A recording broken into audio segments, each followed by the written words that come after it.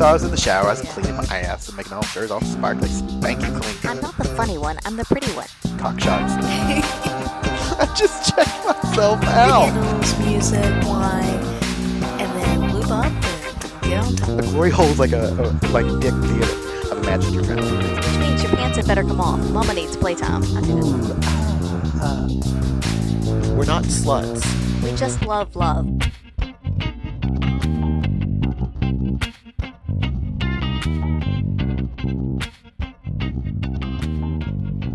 Hello, ladies and gentlemen. Hello. This is Mrs. Atom. And this is Mr. Adam. Thanks for joining us again. Yeah. Hi. So we admittedly were going to have one topic this evening, but then we had a request from a listener, so we decided to change the topic. Yes. Yeah. Wow. It's called improv. Exactly. Like we plan for one thing, we do something else. It's going to be great. Yeah. Do you want to tell the pendulum story first, though? Oh, yeah. I admittedly thought you had it up. So remind people. Yep. So the last episode, we talked about the pendulum party that we had at our secret spot. And we asked listeners if they had any favorite memories or stories or anything that they wanted to share from their experience at the pendulum party. We asked them to please write in, tell us, let us know so we could share them with everyone. And we had one fantastic listener who did write in a story, and it's a great one. I love it. Okay, so I'm going to, I'll jump to the good parts. Wow, what a great party. I've said it before, but I'll say it again. Thank you for putting yourselves out there and bringing this into being. You asked about best memories from the party. Gosh, too many to list, but one does stick out. My partner and I were both fingering a lady of pierced nipples. She was kneeling up. I was laying on my back under a pile of people, including my partner. We were going for a while, and suddenly the young lady yells out urgently, "Someone get me a towel!" Someone passes her a towel, which they proceed to stuff between her knees, and maybe 20 seconds later, sploosh. The towel is soaked. I'm soaked up to the elbow, and I think the bed might have caught some too. And then there's about 10 or 15 of the little splashy emoticons. So yeah, that was the message that was sent to us. So we were in the room at that point. Yes. But we were on the other side of the big king beds up in the orgy room. And I remember hearing her say, "Somebody get me a towel," Yeah. Somebody jumping up and getting a towel and handing it to her, but I was oblivious to whatever else was happening because we were in our own little world. Yeah. So it's awesome to know the context around that. And it was funny yeah. because you're right. I remember hearing it, and it was like one of those urgent, for the love of God, somebody Yeah. give me a towel. It was great. Yeah, that's awesome. So yeah. Yes, thank you for sending in that memory. Yeah, that was a good It's one, a and it's great also one. nice to get context to that to that scream. So Yeah. Thanks a lot. We definitely appreciate that. So, like she said, we were going to start with one subject matter, and then basically at the last second, someone messaged us on Kik, and said, we'd like to have a summary of icebreaker games that we can play.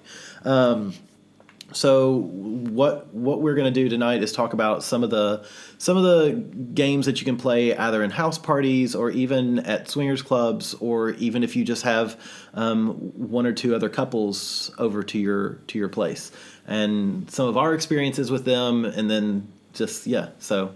I will say as a disclaimer, many of these that we'll list were written by us for Black Label. Penthouse Black Label magazine. It was in last November's issue, 2016. So I've got that article in front of me. So if it sounds like I'm reading, it's to remind myself of these games that we wrote down. Yeah. And a lot of these are games that we've played, like Mr. Adam said, either with other couples or at a club. Because there's, a whole variety of what you can do depending on how intimate you are and what your taste is. So we'll just kind of start going through and talk about some scenarios and our experiences. And I think a good one to start with is one that we've already covered very recently on the podcast, which is the Naughty Jenga. That was so much fun. It's simple to do. Look, if you want to make your own Naughty Jenga, you go buy a cheap version of Jenga. And what's funny is anymore you can get a version of Jenga for $10. And you take your Sharpie and you write on each little wooden dowel, you write something. Either take a shot or remove an item of clothing or kiss the person to your left or, grope the person to your right or, and it can be as vanilla or as chocolate swirl as you want. Yeah. I would suggest either you probably don't have room to write it on there, but at least making a house rule for some actions, putting a time limit on them.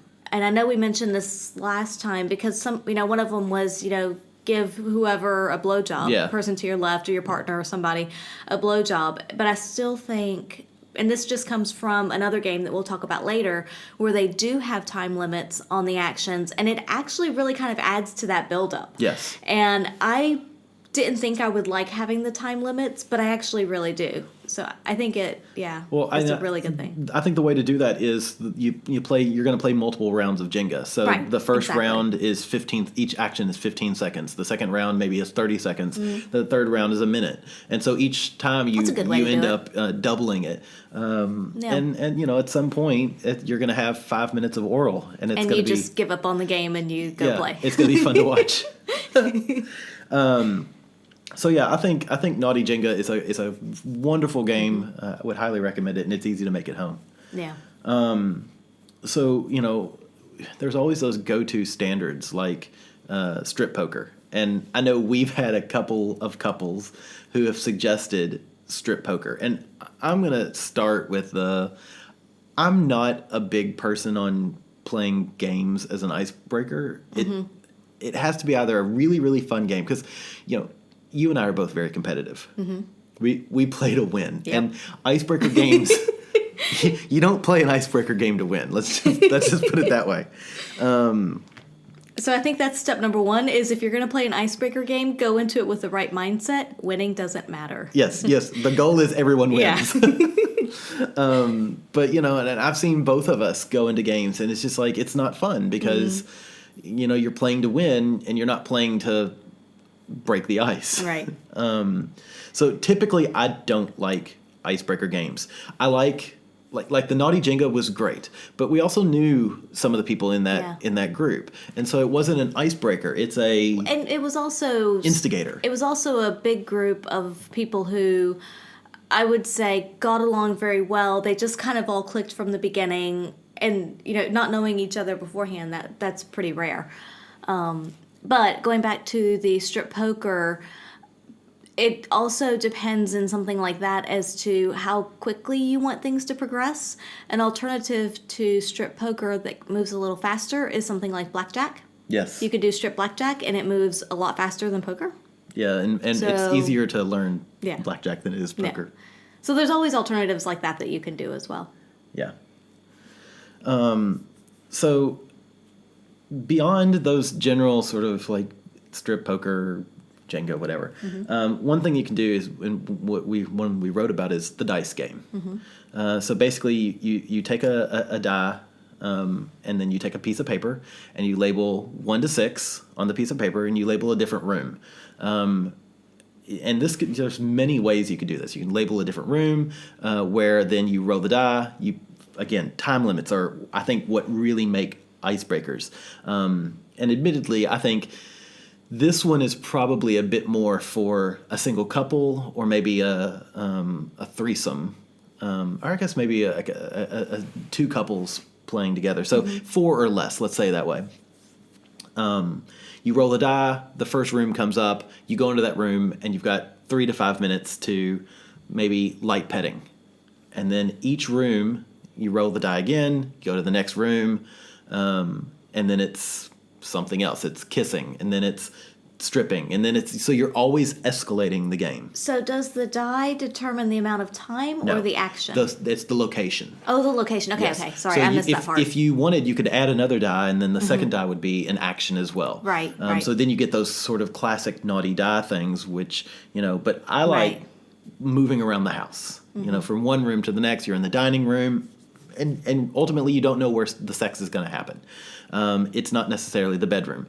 So you could have sex, you know, finally in the living room or in the kitchen, something like that, which is also adds to the eroticism of it. It's fun. But that's one that, you know, we've done before with the like 1 is kiss, 2 is suck, 3 is lick, 4 is Yeah. nibble, 5 is hug, and 6 is wild card. And then the next die you could label, you know, lips, breasts, genitals, ass, feet, and then wild card, Yeah. neck. I don't know. And then you roll the 2 together, and you might get, you know, kiss, feet, which let's hope you can do better than that. But you know, it's something that it's a fun game to play. It's something easy to do. Yeah. The next one, Yes. What is the next one? Strangers in the Night. Ooh, that sounds exciting. This is a fun one because this is probably better for just a couple or maybe a couple couples that already sort of know each other. So I guess we've talked about icebreaker games, and I'm already going away from the icebreakers. These are games that I think are better suited for couples who know one another. But at the same time, while an icebreaker is typically, you know, couples who are or people who are new to each other and not as comfortable, there can be times that you get together with couples that you do know, and it's still who starts that play, how does it start? True. And it can be awkward to start it, even though you know each other and you're comfortable with one another. It can still be, how do you make that transition, say, from drinks or dinner or whatever you were doing to play? Well, I'm going to say then this one is completely not any of that. Let's go back and say, because Okay. this one is, we both would get dressed up, we both go to a bar, and then the goal is to pick up the other person. Oh, So okay. that is probably, I'm going to say it's not an icebreaker game. It is a reheating game. It's to spice up an existing relationship. Gotcha. And it can be another couple. So you go into that game where both couples or both people on either side, their goal is to be picked up and or pick up the people that they already know, but you're pretending you don't. So there's something kind of fun, sexy about that. Yeah. But back to more of an icebreaker is one that we've done as well, hide and sweet. So take a piece of honey or a bit of honey, stick it somewhere in your body, and your partner or partners have X amount of time in order to find that sweetness. They are only allowed to use their mouth. I mean, I guess That makes it more fun. Yeah, I mean that's it's better. That'll than get the party started fingers are, quickly. like tapping along, looking for the sticky spot. Yeah, and I think that one's again, it's another kind of fun, different game to play. Ladies, watch out where you put the honey. Some areas are not as forgiving. That's very true. You don't want to Yeah. change any chemistry. No. You can be close, just not Right. Right. So another one for, let's say, in group parties or swingers clubs would be blind man's bluff. One player is blindfolded. This is great, and the more people you have, the more fun this is. One player is blindfolded. Let's say the gentleman's blindfolded, and then all the women line up, and he's not allowed to use his hands, but he has to figure out which one is his partner. Oh, that could be a lot of fun. Yeah. So you're allowed to do anything you want with your face, your mouth, but you have to figure out which one's your partner, and you only get 15, 20 seconds with each person. That's actually a pretty long time, though. 15 to 20 seconds with one person. Because there's a few key areas. And that's why I married you. There's a few key areas that I would think would give it away, but who knows? I mean, when you're blindfolded, that can really confuse you. That's interesting. Yeah. We'll have to try that. I'm curious. Because we haven't done that one. No, we haven't done that one, but that's one that... it sounds exciting. Yeah. Yeah. It's funny. I came up with that, but it's still... we haven't done it. That one. So yeah, this is also would be a great game in like at Pendulum. Oh, sure, yeah. Let boys, girls intermix. Awesome. Yeah. Okay, another like great game for great game for large groups. Wild cards. Mm-hmm. So you take a deck of cards, shuffle them up really good, put them in the middle of the deck. Hearts represent kissing. Diamonds are massage. Spades might be, I don't know, whatever you want. Something, maybe just physical, some kind of physical contact, etc. You come up with each suit has a different Action. play action that you're going to do. And then each person takes turns drawing a card, and they always have to do it to the person to the left. So let's say, and it's the suit value of the card is how many seconds you actually do it. Mm-hmm. So turn the 4 of diamonds, you have to massage the person to your right or left for 4 seconds. Mm-hmm. Well, we've done this one with a swinger couple friend of ours. They were over here. It's been a little while ago, but we wanted to try it out and see how it went. And it was pretty funny because at some point, I mean, it's one of those things as you get playing and as you're drinking and just kind of really get into it, you forget what the suits are. Yeah. So, and we hadn't written it down, so we had to keep reminding ourselves what each of the suits was supposed to be. And it was like, okay, hey, we have, like, say, the 9 of hearts. All right, we finally figured out what hearts is. Now, what was the 9 again? What are we supposed to do? And it was just a lot of reminding ourselves of what exactly we're what was supposed going to do. on. Yeah. But it was a lot of fun. I glossed over it. It's Yeah. hearts are kissing, diamonds are massages, clubs are manual stimulation, and spades is oral. Right. So... Yeah, it was fun, though, when we tried to do it. It was just, at some point, after a few rounds, we had to just really keep reminding ourselves what it was. And then at some point, like all these icebreaker games, it just doesn't really matter anymore because you just kind of start playing and...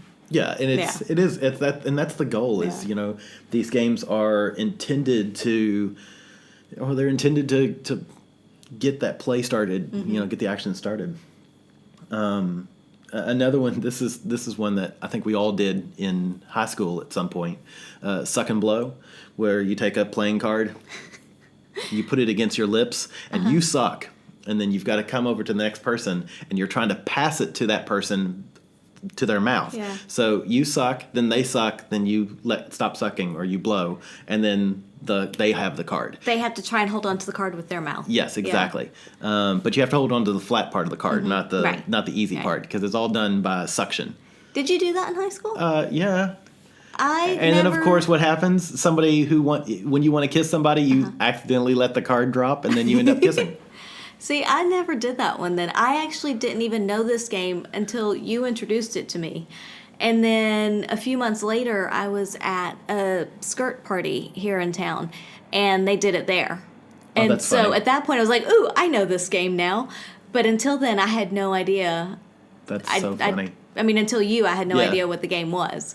Didn't do that one in high school. We just did, like, spin the bottle and stuff like that. See, I've never played Spin the Bottle. Okay. But that would be another great icebreaker game for a swingers club. I was going to say, they did that at the skirt club party. It's really great. Any game that you played in high school that was just to get you laid would work for swingers clubs. That's a fair point. I love it. Yeah. It's awesome. I can't believe you didn't do spin the bottle. No. But you did the card one. That seems a lot harder. Well, we were all about oral, testing our oral coordination. Okay. That makes sense. Good training. That's right. I'm prepared now. That's good times. Mm-hmm. Another one that I think would be a lot of fun to do, and you and I have done this together, but I think with a larger group it would be fun, is Guess the Toy. So somebody's blindfolded, laying down on the bed, and other partners take turns taking different toys out of their own. These are toys they should be familiar with, and then using them on them. So if that's the case, if you're doing it with another couple, they need to bring toys with them, a selection. Their own toys, yes. They need to bring a selection. Yeah. Because otherwise you're using your toys and they may or may not know what they are. Yeah. But, yeah. And then, that could be interesting, too. And you can also do, and this is sort of based on one of the things that, one of the games we'll talk about later, you could go through the house and pick Yeah. everyday things. Yep. Because I can tell you from being blindfolded and having to guess what an item is just because it's draped across your skin or moving across your skin is tough. And it's a great sort of sensual stimulator. Like I'm thinking everything from a CD to a wine bottle to a fork. I mean, and you can also play them in different ways because you can, simply drag it across your partner's or whoever's skin, somewhere, some part of their body. You can also kind of maybe lightly spank them or tap them with it. like or, a hairbrush. Yeah, you comb. can use it in some manner that may help them or may not help them guess what it is. So there's different ways you can play that as well. Yeah, and it just depends on whether you want to be a nice person Yes. or a more difficult person. Yeah. And also what they get if they get it right or what they get if they don't. If you get if they don't. Yeah. Dumb, or what they don't get if they Yeah. don't. Yeah, I mean, it's that's a fun one. I like that one too.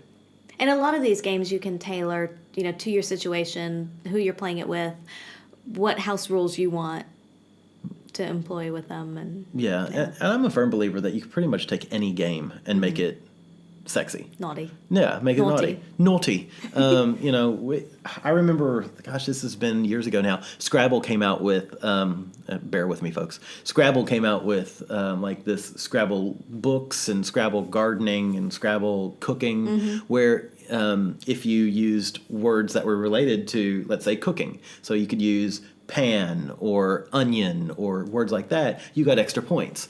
Well, why not do the same thing with sexy words with Scrabble? Yeah. It just, it doesn't have to be the game, the end of the game, the end game, I should say, doesn't have to be sex. It can be just making you aroused, just building that anticipation and building the excitement of, we're going to bang.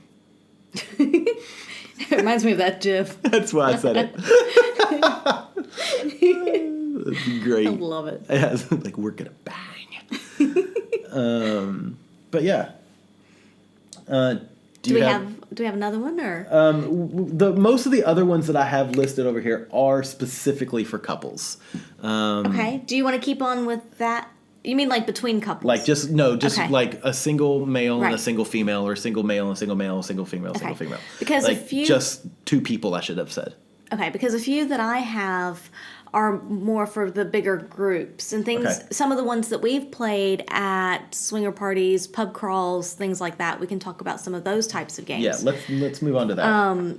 Because the listener who asked this, they just said icebreakers, and so the question is, do you want like between a couple? Do you want Yeah. between couples? Do you want in a larger group environment? So we're just we'll give it all. trying to cover bases here and cover a few different things.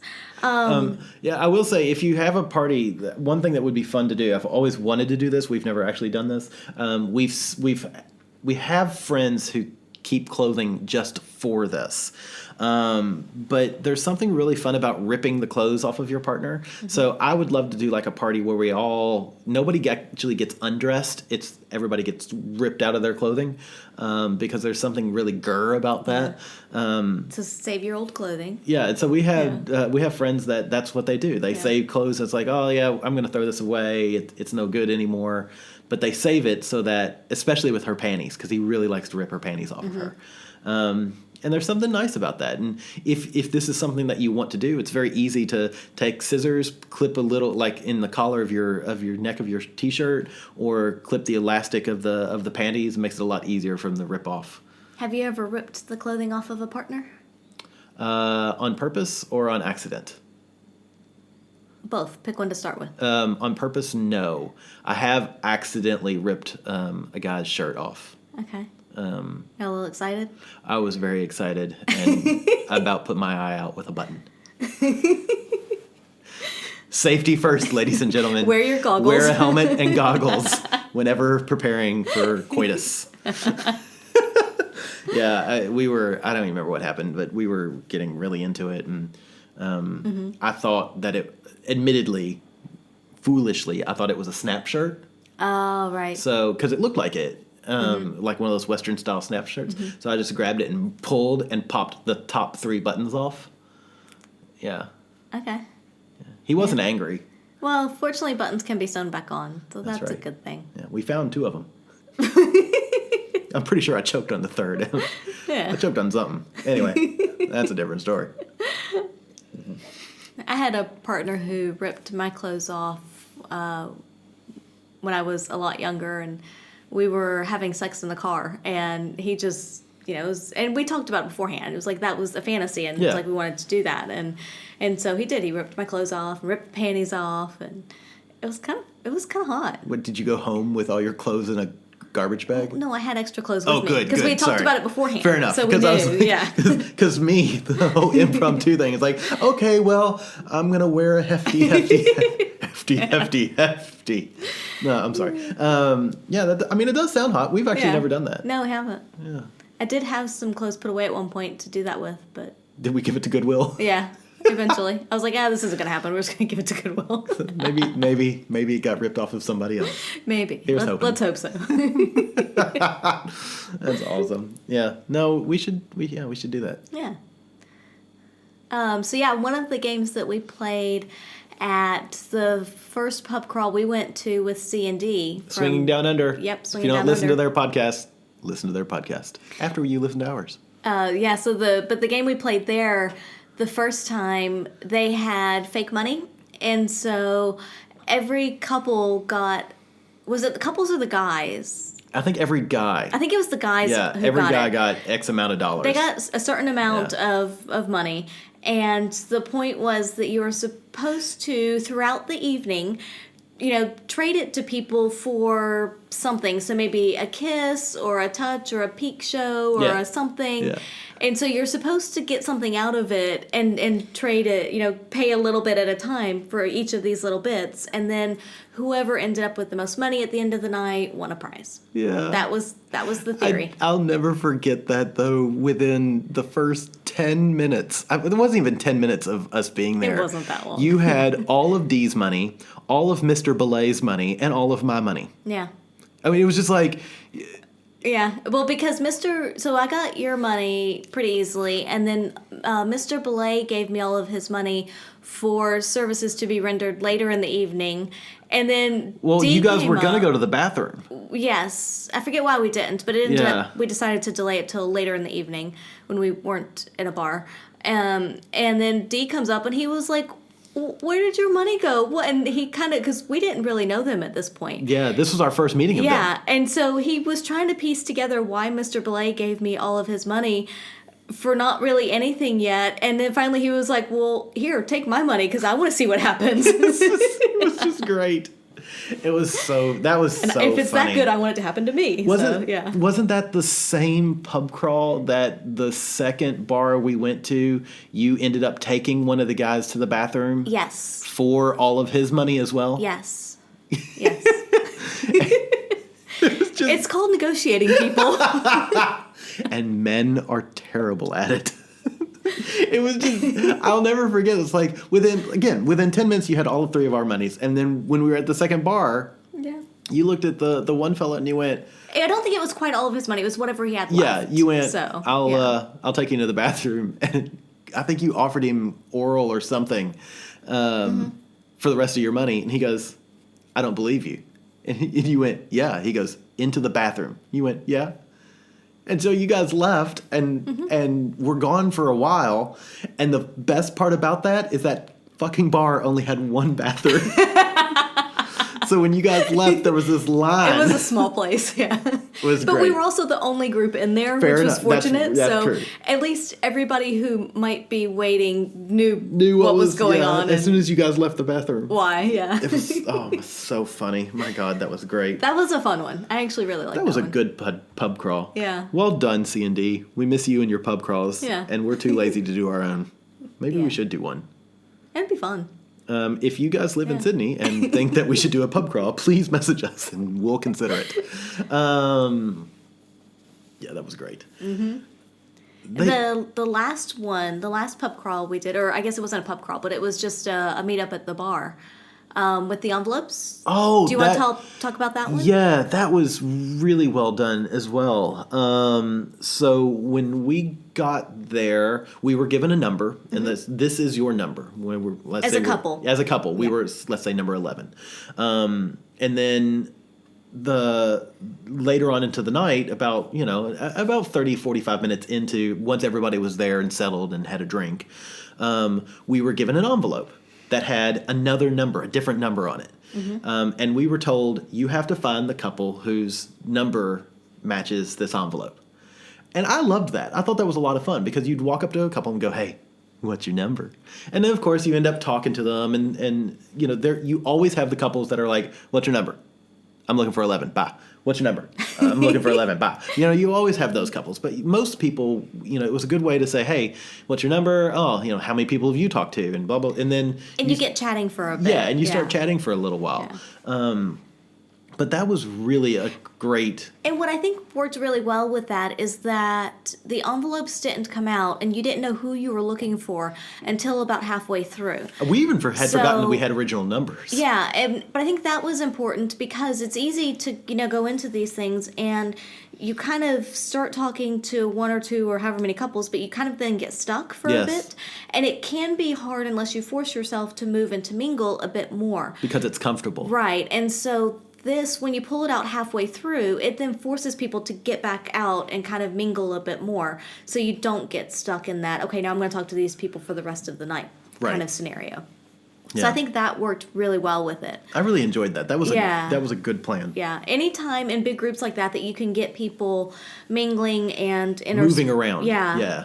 That really works well. Because, like you said, it's happened to us a million times. It's so easy to, and sometimes I feel guilty because we'll go to either, let's say at Our Secret Spot, we'll talk to a couple, and we have no intentions of playing with anybody that night. We're just there to be social, or we're there just to play with each other. And we end up talking to a couple that we're like, oh my God, you guys are fascinating. You're really interesting. We talk and talk and talk, and we never talk to anyone else. Right. And I sometimes feel guilty because I'm like, oh, well, we monopolized all your time and we're not going to play tonight.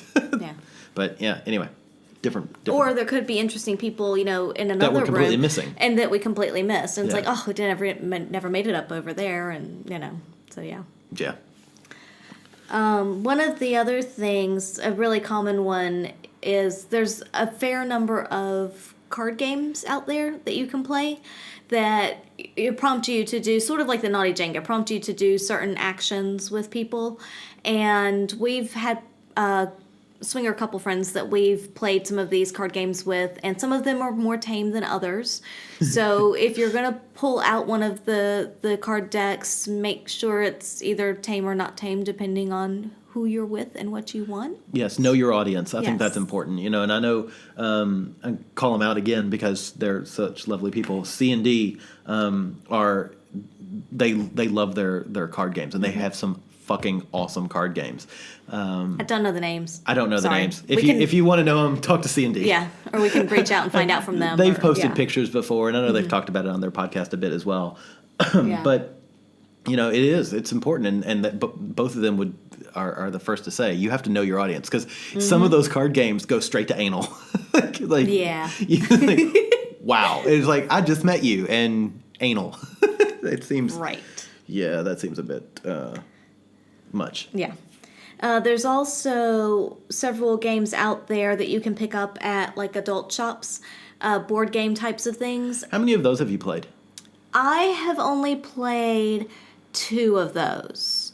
And one of them was the spinner kind. So, you have to like flick the little spinner to go around. Yeah. The problem with that is that I don't know if it's just random chance or what, but how many times it lands on a line is kind of annoying. So then you have to spin again, and it gets annoying.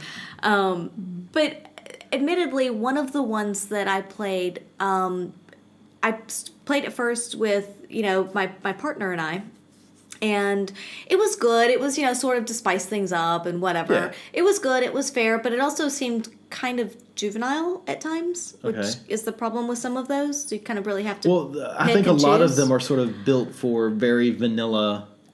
Right. They are. I think built for people who are just trying to add spice or interest to their relationship. And I think if you're using them with a threesome or foursome or moresome, you can adapt them to work with bigger groups than just a couple. So it's just take the game and adapt it as you can, but also again, know your audience, and if it's going to be too vanilla, then maybe it's not the right one. And again, as with any of the games, I still think time limits are a really good thing to put with some of the actions, because Yes. it means that you don't start the game and say in the case of one of the card decks, you don't go straight to anal and, well, there's the game over. You know, it's Like, literally. yeah. So I do think the time limits are good because they do kind of create that little bit of a tease, that build up. Yeah. But keeps the game going if you want it to keep going. I If it's completely still agree. early in the night, then you don't have to just go straight to the bedroom then. Yeah, I completely agree. Have you ever played any of the board games like that? Look, I think my first partner and I played one of those games, but I don't remember anything. I mean, of course, we had the sexy dice that you can buy, and usually that made it through one or two rolls. I mean, it wasn't. But again, we didn't have a time limit, which I Right. think I am all about the time limits. I know Yeah. I feel like we're sort of really kind of banging that nail on the head, but yeah, I think that really helps. Speaking of banging the nail on the head. Oh boy. So this is a game that I have not seen played. I've only heard about it. But We're gonna have to have a party. It sounds kind of awesome for a big group of people. I would say my guess would be 8 or more. So I think it would work really great at a swingers club or someplace like that, or a big house party or something. But basically it was what was it called? Everybody Gets Screwed. How can I forget that one? But it's Everybody Gets Screwed. So basically what happens is somebody goes to the hardware store, they get a bunch of nuts and bolts of different sizes, and when the couples come in, the guy gets a bolt and the female gets a nut, and just kind of randomly they're handed out. And so you have to walk around the room and, again, talk to people, so it gets you mingling, and you have to see if your nut and bolt match up or not. And if they match up, you go to the foreman, whoever's in charge. You go to the foreman, they check, write it down, and then that goes on for some amount of time. And then whoever has found the most matches wins some prize or another, hopefully a sexual favor of some sort. But that one sounds like a lot of fun. Because, again, it's getting people mingling. There's an action, there's communication between people. But yet there's still a little bit of purpose to it. Yeah. So I really like the idea of that one, but we've never played that one. I agree. That one sounds fun. Somehow we need to have that happen at OSS. Yeah. Or we just have a big party here. Or we have a party here. Yeah. And do that. I keep saying we need to have a party here. Yeah. And because I'm thinking that would work well. Some of our couple friends know each other and some don't, but in that kind of a game, it gets people mingling and talking, so you don't necessarily have to know everybody Exactly. at first. Yeah. I think that could be fun. I think that one would be a lot of fun. But I do want to go back to kind of moving away from, are there any more like swinger club ones that you can think of? No, not that I can think of. I know I'm sure there are, but off the top of my head, no. Because I know like at OSS, they do have a Twister. Twister, of course. That came out. I've seen it only out once, but Yeah. I'm sure it's been out more than that. But Naked yeah. Twister, I mean, come on. Yeah. I mean, it's fun, but it's a bit cliche. Yes. I don't think anybody actually enjoys playing Twister. I used to. Not anymore. I don't think anybody... I'm not that flexible I don't anymore. think any adults actually Yeah, I was enjoy going to say I'm not that flexible anymore. That's not going to happen. But I do want to go back to one of the games that has kind of helped us, I would say, when we look at some of these games, and the reason why we keep mentioning time limits, it's the one that introduced Yeah. us to time limits. And some of the kind of rules that were in this game, we've applied to other games, or guidelines, I would say. And Yeah. I think it has really helped drag some of those out, make them a little more fun and a little more interactive as well. But that game was one we got off of Kickstarter a while ago, but it was Bedroom Battle. Yeah. And it's meant for a couple. You can probably adapt it for a threesome or multiple couples. I think so, yeah. I don't think it would be difficult to do that. You might need another deck. You might need 2 decks. That would be the only thing, because otherwise you're going to run out of cards pretty quickly. But that's a really, really fun game. I'll let you describe how it goes. So basically, you've got different characters that have different sex appeal types. So you might have a masseuse, and her base sex appeal is 3, or you might have a lifeguard, and his base sex appeal is 5. And then what happens is during the turns, I'm either trying to make my character sexier or my opponent's character less sexy. After the end of all the rounds, once you're out, you total up whoever is sexiest, and that person wins the prize, or wins that round. And the rounds are divided, and they have these really great reward systems. So when you win a round, you get one of the cards. And there's different levels. I don't remember all the different levels. It's like mild, hot, and wild, whatever. So, for instance, this is one of the hot rewards, and you get to select, if you win your round, you get to select one of these 3. Showtime. Your opponent will give you a lap dance while stripping naked. Or, invent a new sex position and try it out for 3 minutes, but no climaxing is allowed. Or, take your opponent's hand and show them how you want to be touched down there. So it's this really great kind of way to both explore yourself, explore your partner, and we both really, I think this is a great game. Anybody who's interested in this game, it's by a company called Tingle Touch. Their website is www.tingle.touch.com. Mm-hmm.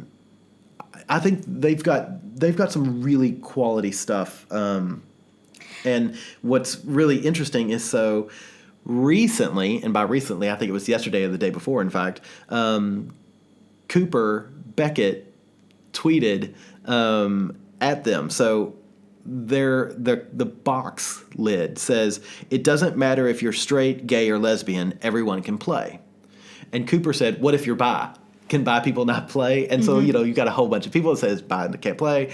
And they immediately responded, said, "We fixed it. We will fix this. It will now say bi." Mm-hmm. And I love that. It's like they're completely inclusive. They're completely accepting. And that is, for me, something that's really important for a company like this. Mm-hmm. Is like, it doesn't matter what your sex is, what your sexual attraction is, or what your gender is. This is a game for everyone. Mm-hmm. But they also have some other games that look awesome. They have a game, it's called, where'd it go? Luck and Love. It's basically Yahtzee. Oh my goodness. But if you get like something, each one that you get earns you a special something. A favor, a treat, which I think that's kind of cool as well. I was like, oh, that's a fun game. And then they've got another one, Dare Duel, but they've also got 2 for your phones. Oh, okay. So they've got one called Connect Foreplay, which is based off Connect 4. Uh-huh. Once you get 3 fetish coins or 4 fetish coins, you get something, and so that's kind of cool. Interesting. We'll have to check that out. And they've got another one that I'm really tempted to download called Dare Maker. And so the way it works, which I think this looks great, and I think this would be perfect for groups because you just pass the phone around, you build a sexy dare. So let's say you've got, this person gets to play with, so in this case, in the example, they've got David play with, and then David gets to choose one of these 4. Emma's body, Emma's bottom, Emma's privates, Emma's nipples. And then he passes the phone to somebody else. Mm-hmm. And then it'll then say, David play with Emma's privates, because he chose Emma's privates. And the other person gets to select using a vibrator, using an object of her choice, using an ice cube, or using your tongue. And then you've got a time limit. And it's built into the game. And that's really kind of cool to build these sexy dares and sexy challenges that you then have to do. And I think that would be fun in a larger group, 4 to 6. Yeah. Where you select who's... I think 6 would be a good number. You can even say player 1, player 2, or player A and player B. And then before you start, you say, okay, you are player A and you're player B, and we're going to build the challenge for you. And again, that's a good way, the player A and B, if people are and people in the group are newer to each other and they're maybe not quite as comfortable. Yeah. So that way you can pick people who either partners or they know each other. You know, you can kind of do it based on that, but yet everybody gets to enjoy it and be part of that experience just from watching, even if they're not participating. Yeah, and I think that's kind of fun. And we've got Yeah. a date coming up on Monday night that I think I'm going to download this game and that we're going to play. That could be fun. It'll be Yeah. just 3 of us, but I think that'll be a fun Yeah. game to sort of. But arguably, and I know we've talked about. I know I've already, I guess, realized that this podcast is no longer really around icebreakers. It's just about sexy games, Yeah. the games people play. And I think this would be a fun one to play. True. But also at the same time, the depth and how you tailor the game can be Yeah. icebreaker or not, depending Yeah. on how you do it. And I think that's a fair point to keep in mind is always know your audience, know who you're playing with.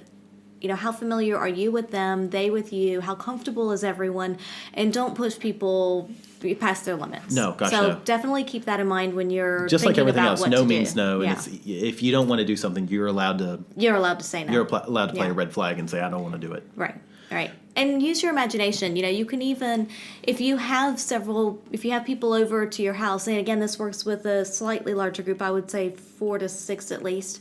But if you want to, when everybody comes in, write down the color of their underwear or something that you can't see right away. Or maybe what they had for breakfast or something like that. And then, you know, at some point you go through and you have to guess who had what. Yeah. And then if you guess right, you get some favor. If you guess wrong, you don't, or you have to do something or whatever. So you can make up different games depending on, you know, just use your imagination. Well, and, that you just made me know. think of. I think something would be fun to do is to make up cards of things like that. So let's say we have 8 people over for a house party, Mm-hmm. and everybody gets a card, and it's on the card. It says, "Find somebody who has had sex on the beach." Oh, yeah. And you have to write down somebody's name. You're only allowed to use each person's name. You've got 8 things on your Okay. on your card. If there's one for each person, you can't reuse people. And you might have somebody who's had sex under the stars, or somebody who's had sex, something like that. Right. More than 10 partners. But things like that. I Yeah. think that'd be kind of. It's interesting because again, it forces you to have conversations with people. Yeah, and I was going to say that's good because not only do you get to use your imagination and see what you think people might have done if you don't actually know the answer, but it does really encourage that conversation. And because inevitably what happens then is, oh, you did this or da-da-da, tell me about it, or let's talk about this, or Yeah. what did you like about it, or oh, didn't that suck, or, Yeah, you know. I've done that before too. Yeah. Oh, how did you get around that? Yeah. Like sex on the beach, it sounds so romantic, but let me tell you, vaginas should not be exfoliated from the inside. Yeah. Another thing I think is a great game as a icebreaker for large people who have never met is I Never. Oh, yeah. I think I Never is a great game. I don't think it's played nearly enough as adults. Mm-hmm. And it doesn't have to be always sexy. You can do things that aren't necessarily, I've never ridden a motorcycle. Right. But again, the point is you get people to talk. talk. Yeah. And I'm assuming everybody knows how I Never goes. Yeah, you might run through it just in Okay, case. so Yeah. the long and short of it is everybody has a drink, or some kind of alcoholic beverage, and then you state, never have I ever, and then something that you've never done. So for me, it would be, never have I ever ridden a motorcycle. And then everybody in the group who has actually ridden a motorcycle have to take a drink. Yeah. And then without fail, you end up going, oh my God, you ride motorcycles? And Yeah. you have these bonds that are made over either things that people have done or haven't done, or oh my God, I can't believe you did that. Yeah. And if you say something that no one else has done in the group, then you have to drink. Right. So if nobody in my circle had ridden a motorcycle, then I would have to take a drink. But that's a fair point, too, is it doesn't necessarily have to be sex related. No. Because the point is just to get people talking and to make that connection between people and, somehow find a way to bridge that. Yeah. So, yeah. Okay, so we're going to have a little bit of a segue here. Uh-oh. Segue. So I have one more. I couldn't find how to deliver the segue here. Oh, God. Listen, people, the struggle is real. The struggle is real. Amazon's Echo Dot she's going to kill me. She's really good, She's going to be the death of me. but she also thinks we're talking to her a lot, and we aren't. she's kind of an egocentrist. She's like, oh, you're always talking to me. Yeah, I don't even know how she thinks her name is said. Her name didn't but even come up. No. Ugh. Anyway. All right, moving on. So there's one more sexy game that you can play, and this one's kind of fun, especially if you really know the other person, couple, whoever you're playing it with. And that's going to then lead into our question of the week. Ooh, I didn't even know we had a question of the week. We do. Excellent. It's, Awesome. it's not necessarily a sexy one, but it's a very, very important one. Okay. All right. Now I'm scared. So the last game is, and this kind of goes back to the whole strip poker, strip blackjack, whatever. But you can play a game, let's say a video game. Oh, yes. I know what this is So now. you play a video game, and you are, I would say there's one person who's not playing out of the group. Okay. And that person then has to try and distract all the players. So in this particular case, we had some friends over and we were playing Nintendo. Mario Kart, to be specific. Badass. Yeah. And so we're playing. And so we had this idea. We're like, hey, one of us can get up and either just like flash your boobs, try to kiss or nuzzle on people, try to distract them as much as possible while they're trying to play the game. Remember, folks, it's not about winning. It's about having fun and getting sexy times. Except that we're all competitive and we all really wanted to win.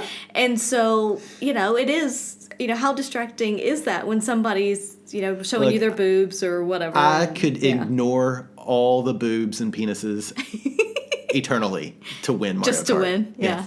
Yes. Yeah. Yeah, we also talked about doing strip Mario Kart. So Yep. you've got 4 people who are fully clothed, and you start making races. The person who comes in last of the 4 has to lose an item of clothing. Which kind of goes in line with Mario Kart because whoever's in the back, if you're in the back of the pack, then you get all the cool toys. That's true. You don't get the cool toys if you're in the front. So. You But know. arguably, if you're always coming in last, we're getting to see your cool toys. Well, yeah, and then somebody's going to come play with them, so that's win-win. I mean, come on. That's great. If you think I'm going to sit there naked in the end and nobody's going to play with me, there's a problem. I don't think that would ever be an issue. God love you. Yeah. Oh my God. Strip Mario Kart. Yeah. Yeah. Or game of choice. But Or video yeah. game of choice. Yeah. Yes. If somebody's out there going to send us a letter, like, we tried to do strip Mass Effect. It didn't work. God damn it. Yes.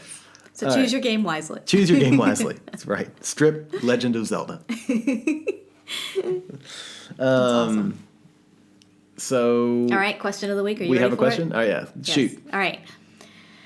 So this came up because I'm not sure how it's happening. Maybe it's the universe telling us we need to change our lifestyle, but somehow we've met a fair number of vegans lately. I was just about to say, fuck you, universe. Yes, we've met a fair number of vegans, and the question came up when we're looking at, cooking food or eating stuff, whatever, like what can you have, what can you not have, substitutes, how are you going to make this if you don't have eggs or whatever. Well, then somehow along the line we discovered that not all wines are vegan. That's true. And so then it became a question of, oh crap, what wines do we have that are vegan that we can serve these people? And then, how well labeled are they and this whole whatever. And then we got into this whole debate as to wine versus bacon. If you had to give up one for the rest of your life, wine or bacon? I had no idea where this is fucking going. I'm like, I'm trying to follow this logic, and this isn't a question of the week. This is the question that you just happened to pop in your head. This was the question. We debated this for quite a while with some friends, and it was bacon or wine. Which would you give up if you had to give one up? I can't.